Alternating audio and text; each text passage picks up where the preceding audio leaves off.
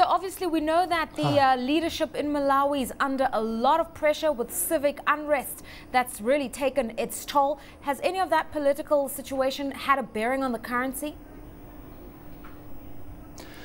Well, yes and no. I think indirectly we will see that the donor community will again be looking closely at events in Malawi. There's a strong expectation that at some point the Malawi currency must devalue.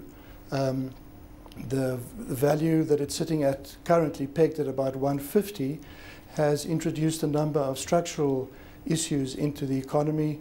There are fuel shortages and so forth and so forth. Obviously there will be pressure, especially from the donor community, to try and, especially IMF as well, to try and have some gradual devaluation in the Kwacha. All right, let's talk about that gradual devaluation. Why that approach by authorities? I think the authorities will want to avoid a foreign exchange shock to the economy. Remember that inflation has been relatively subdued, and one of the reasons is because of the stable pegged currency. If there's going to be a very abrupt devaluation, especially fuel imports, the cost of fuel imports will rise, and that will tend to push up inflation. I think it's quite a dangerous event if that should happen. So definitely there would have to be a gradual approach. I mean, you say that inflation has been fairly contained, but there are fears that it's going to rise sharply, considering the rising cost of food and fuel imports into the economy and the fact that tobacco sales haven't been great. Yeah, remember on the food side, Malawi is now, because of his farm input subsidy program, has managed to be self-sufficient in food. So there isn't really any imported food inflation component at all.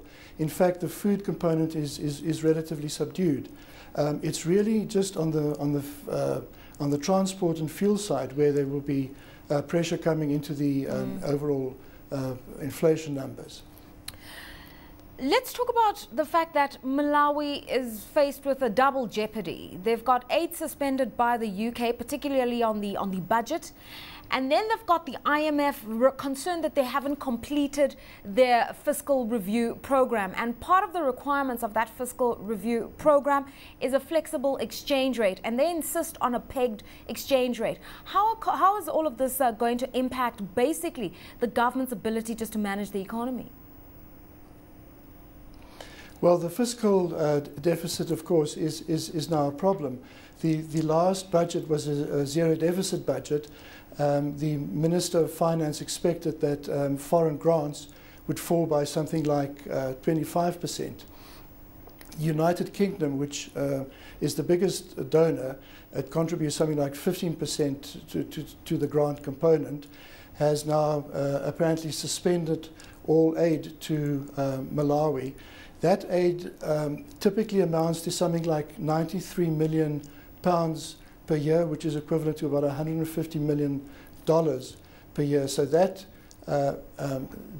reduction in foreign grants will have a severe impact in the ability of the government to fund all their spending programs.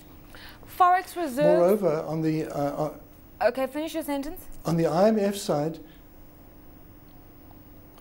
the pegged exchange rate is really in violation of the agreement with the IMF.